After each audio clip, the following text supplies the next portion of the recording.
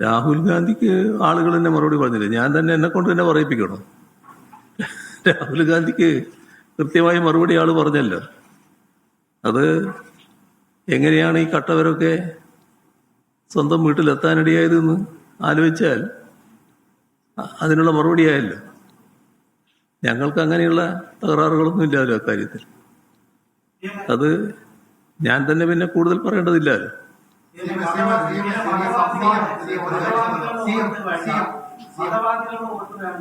മനുഷ്യരുടെ വോട്ട് മതി എന്ന് സിപിഐയുടെ സംസ്ഥാന സെക്രട്ടറി വിനോദിച്ചും സ്പഷ്ടമായി പറഞ്ഞു. സിപിഎം എന്തുകൊണ്ടാണ് അങ്ങനെ പറയാത്തത്? എന്നാ ഇനി അദ്ദേഹത്തോട് എഴുതി വാങ്ങാം, എന്നിട്ട് പറയാം. ഞങ്ങൾ പറയുന്നത് ഞങ്ങളല്ലേ പറയാന്ന്, ഓരോരുത്തരും ഓരോ രീതിയിലല്ലേ വർത്താനം പറയാം. അതിനെപ്പറ്റി എന്തിനാ നിങ്ങൾ അങ്ങനെ അന്വേഷിക്കുന്നു? ഏത്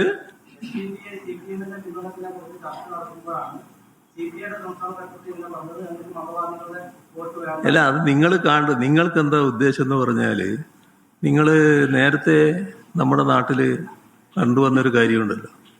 അത് ഞങ്ങളുടെ നിലപാട് എല്ലാവർക്കും വ്യക്തമാണല്ലോ. വലിയ തോതിൽ വർഗീയതയ്ക്കെതിരെ നിലപാടെടുക്കുന്നു. ആ വർഗീയതയ്ക്കെതിരെ നിലപാടെടുത്തതിൻ്റെ ഭാഗമായി നിരവധി ഞങ്ങളുടെ സഖാക്കൾ രക്തസാക്ഷിത്വം വരിക്കേണ്ടി വന്നിരിക്കുന്നു. എന്നിട്ട് ഉണ്ടാക്കാൻ നോക്കിയ ഒരു ശ്രമം എന്താണ്? പ്രചരിപ്പിക്കാൻ നോക്കിയൊരു കാര്യം എന്താണ്? ഞങ്ങൾ വർഗീയതയുമായി സമവായത്തിന് നീങ്ങുകയാണ്, വർഗീയതയുമായി ഒത്തുപോവുകയാണ്. അപ്പോൾ അതിൻ്റേതായ വലിയ പ്രചരണം പരസ്യമായും രഹസ്യമായും, കൂടുതൽ രഹസ്യമായി. എന്തിനായിരുന്നു അത്? എന്താണ് അതിൻ്റെ ഉദ്ദേശം? നമ്മുടെ രാജ്യത്ത് ഏറ്റവും വലിയ ആപത്ത് വിതച്ചതാണ് ഭൂരിപക്ഷ വർഗീയത. ആ ഭൂരിപക്ഷ വർഗീയതയുടെ നിലപാടുകൾക്കെതിരെ ഉറച്ച നിലപാട് എല്ലാ കാലത്തും ഇടതുപക്ഷം സ്വീകരിച്ചിട്ടുണ്ട്.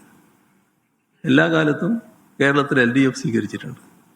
അതിൻ്റെ ഭാഗമായി നല്ല നിലയിൽ ന്യൂനപക്ഷ സംരക്ഷണം ഉറപ്പുവരുത്തുന്ന നടപടികളാണ് ഞങ്ങൾ എല്ലാ കാലത്തും സ്വീകരിച്ചിട്ടുള്ളത്. ആ ഞങ്ങളെ ഈ പറയുന്ന ഭൂരിപക്ഷ വർഗീയതയെ താലോലിക്കുന്നവരാണ് എന്ന് വരുത്തിയാൽ അത് തങ്ങൾക്ക് രാഷ്ട്രീയ ലാഭം ഉണ്ടാക്കാൻ പറ്റുമെന്നുള്ളത് കണ്ടുകൊണ്ടല്ലേ അങ്ങനെ നീക്കിയത്. എന്തുകൊണ്ടാണത്? ഞങ്ങളുടെ നിലപാട് വലിയ തോതിൽ നമ്മുടെ ന്യൂനപക്ഷ വിഭാഗങ്ങളിൽ വലിയ മതിപ്പുണ്ടാക്കി.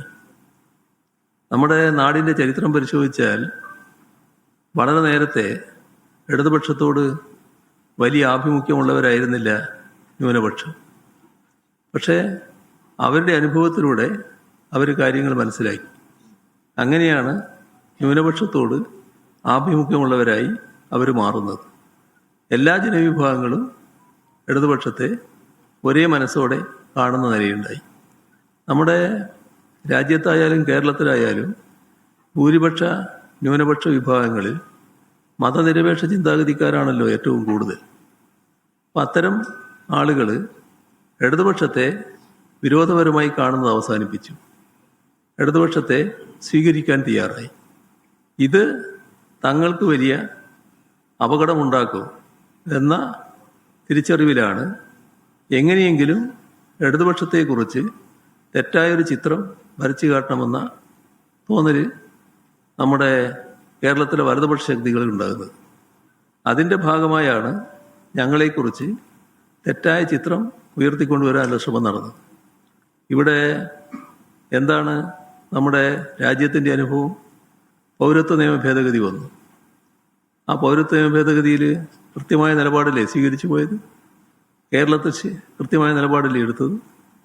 ഞങ്ങൾ കൃത്യമായ നിലപാടെടുത്തില്ലേ? നമ്മുടെ കേരളമല്ലേ അതുമായി ബന്ധപ്പെട്ട് ഇവിടെ അത് നടപ്പാക്കാൻ തയ്യാറാകില്ല എന്ന് ആദ്യമായി പറഞ്ഞ സംസ്ഥാനം? മറ്റേതെങ്കിലും സംസ്ഥാനം അങ്ങനെ ഒരു നിലപാടെടുത്തോ? ഇനി അതിൻ്റെ തുടർച്ചയായി അതുണ്ടാക്കിയ ആശങ്ക എന്താണ്? നമ്മുടെ നാട്ടിൽ നിന്ന് ഒരു വിഭാഗം ആളുകൾ പൗരത്വം നഷ്ടപ്പെട്ടു പോകേണ്ടി വരും എന്ന ആശങ്കയാണല്ലോ പൊതുവിൽ ഉയർന്നത്. ആ ആശങ്കക്ക് ഒരടിസ്ഥാനമില്ല എന്ന് പറയാൻ പറ്റുമോ? നല്ല രീതിയിലുള്ള ആശങ്ക ഉയർന്നു വന്നു, അതിന് അടിസ്ഥാനമുണ്ട് എന്തായാലും. അപ്പം അങ്ങനെ വന്നപ്പോൾ അത്തരം ആശങ്കകൾ ഒഴിവാക്കുക, അതിനെ പറ്റുന്ന നടപടികൾ സ്വീകരിക്കുക. അതിലൊരു സംസ്ഥാനത്തിൽ ചെയ്യാൻ കഴിയുന്നതിന് പരിമിതിയുണ്ട്. പക്ഷേ ചില കാര്യങ്ങൾ സംസ്ഥാനത്തിൽ ചെയ്യാൻ സാധിക്കും. അതാണല്ലോ ഇപ്പോൾ നമ്മൾ തീരുമാനിച്ച നേറ്റിവിറ്റി കാർഡിൻ്റെ പ്രശ്നം. നേറ്റിവിറ്റി കാർഡ് കൊണ്ട് വരുന്നത് എന്താ? നിങ്ങൾ കേരളത്തിൻ്റെ സന്തതിയാണ് എന്ന് ഔദ്യോഗികമായി തെളിയിക്കാനുള്ള രേഖയാണത്. ആർക്കും നിങ്ങളുടെ കേരളത്തിൻ്റെ സന്തതിയാണ് എന്ന നിലയെ ചോദ്യം ചെയ്യാനാകില്ല. അത് ഈ സംസ്ഥാനമല്ലാതെ മറ്റേതെങ്കിലും സംസ്ഥാനം സ്വീകരിച്ചിട്ടുണ്ടോ? ഇത്തരത്തിൽ ഉയർന്നു വരുന്ന ആശങ്കകൾക്കുള്ള ഒരു പരിഹാരമല്ലേ അത്? ഒരു ബദലല്ലേ അത്? അത് നമ്മൾ കാണേണ്ടതില്ലേ?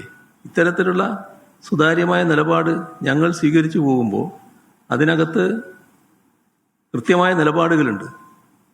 ആ നിലപാടുകൾ ജനങ്ങൾ കൃത്യമായി മനസ്സിലാക്കുന്നുണ്ട്. അതുകൊണ്ട് തന്നെ തെറ്റായ പ്രചരണങ്ങളൊന്നും ഞങ്ങളെ യേശില്ല എന്ന് കണ്ടോളണം.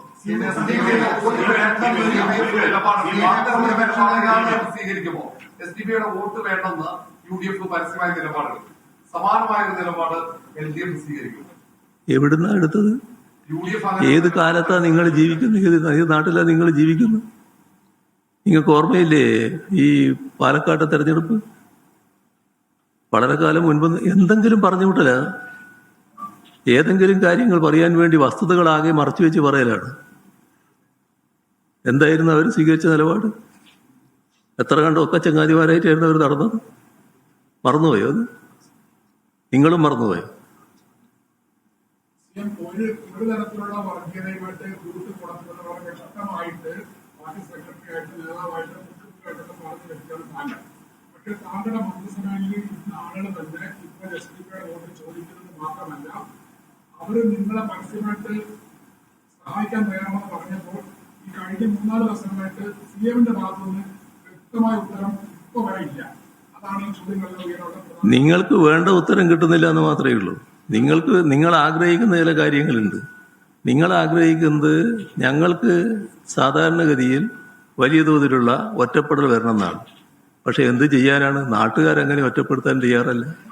നല്ല രീതിയിൽ ഞങ്ങളെ പിന്താങ്ങാനാണ് തയ്യാറാകുന്നത്. അതുണ്ടാക്കുന്ന വേവലാതിയുണ്ട്. അത് ചെറിയ വേവലാതിയല്ല. ഞങ്ങൾ അനായാസേന ജയിച്ച് അവിടെ കയറി ഇരിക്കാൻ പോവുകയാണെന്ന് ധരിച്ചവർക്ക് ഇപ്പോൾ വല്ലാത്ത പൊള്ളലേറ്റിട്ടുണ്ട്. ജനങ്ങളുടെ പ്രതികരണം, ജനങ്ങളുടെ മനോഭാവം, ഓരോ ദിവസം കഴിയുന്തോറുമുള്ള പ്രശ്നങ്ങൾ, അതിൻ്റെ ഭാഗമായി LDFന്റെ സ്വീകാര്യത വർദ്ധിക്കുന്നത്, നേരത്തെ ഉള്ളതിനേക്കാളും കൂടുതൽ സ്വീകാര്യതയിലേക്ക് LDF ഉയരുന്നത്. അങ്ങനെ വരുമ്പോൾ മറ്റേതെങ്കിലും തരത്തിലുള്ള പുകമറ സൃഷ്ടിക്കാൻ പറ്റുമെന്നാണ് നോക്കുന്നത്. ഒരു പുകമറയും ഞങ്ങളെ ബാധിക്കില്ല. കാരണം ഞങ്ങൾ സുതാര്യമായ നിലയാണ്. എല്ലാ ഘട്ടത്തിലും വർഗീയ വിരുദ്ധ നിലപാടാണ്. ഒരു വർഗീയതയുമായും കൂട്ടുകൂടുന്ന നിലപാട് ഞങ്ങൾക്കില്ല. ഒരു വർഗീയതയുടെയും താല്പര്യം സംരക്ഷിക്കാനും ഞങ്ങളില്ല. എല്ലാ വർഗീയതയോടും ഒരേ നിലപാടാണ്. അതാണല്ലോ ഇവിടുത്തെ തെളിവ്. ഇന്ന് നമ്മുടെ സംസ്ഥാനം പോലെ മറ്റേതൊരു സംസ്ഥാനമുണ്ട് ഈ 10 വർഷമായി ഒരു വർഗീയ കലാപവും വർഗീയ സംഘർഷവും ഇല്ലാത്ത നാടായിട്ട്? ഇവിടെ വർഗീയ കലാപം ഉണ്ടായിട്ടില്ലേ? നേരത്തെ വർഗീയ സംഘർഷം ഉണ്ടായിട്ടില്ലേ? എന്തുകൊണ്ടാണ് ഇവിടെ ഇല്ലാത്തത്? LDFന്റെ സുതാര്യമായ നിലപാടല്ലേ, വർഗീയ വിരുദ്ധ നിലപാടല്ലേ? അതിൻ്റെ ഭാഗമായിട്ടല്ലേ? ഏതെങ്കിലും വർഗീയ ശക്തിയായിട്ട് ചാരി നിൽക്കുന്ന നില ഇവിടെ സ്വീകരിക്കുന്നില്ലല്ലോ. വിട്ടുവീഴ്ചയില്ലാതെ എതിർക്കുന്ന നിലപാടല്ലേ? അപ്പം അതെല്ലാം നാടിൻ്റെ അനുഭവമല്ലേ, ജനങ്ങളുടെ അനുഭവമല്ലേ? അതുകൊണ്ട് തന്നെ ഞങ്ങളെ മേലെ അത്തരത്തിലുള്ളതൊന്നും ചാർത്താമെന്ന് ആരും കരുതണ്ട.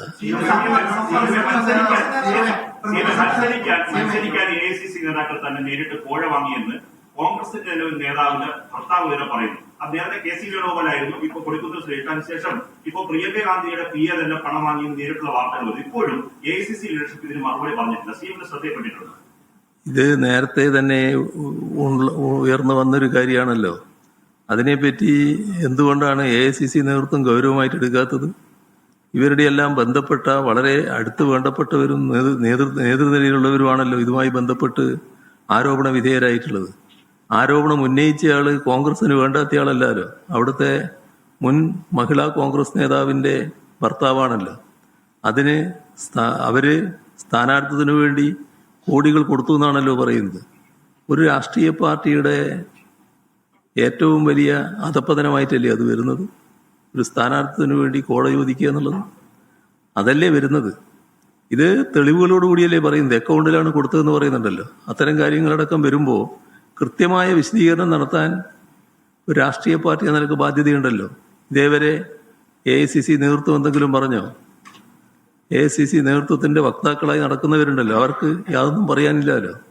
അപ്പം അതൊക്കെ ഈ പറയുന്ന കാര്യത്തിൽ തൽക്കാലം മറുപടിയില്ല എന്നുള്ളതല്ലേ വരുന്നത്. ആ മൗനം കൊണ്ട് കുറ്റം തെളിയല്ലേ? അതല്ലേ സംഭവിച്ചത്.